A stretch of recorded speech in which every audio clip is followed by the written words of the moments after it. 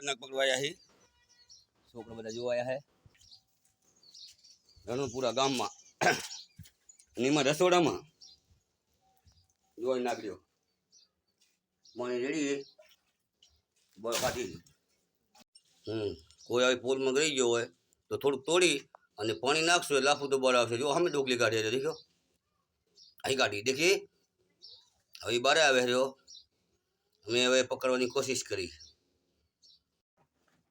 બસ એ પાસે રાખી કરી લે હવે ઉપર ભલે રે ઉપર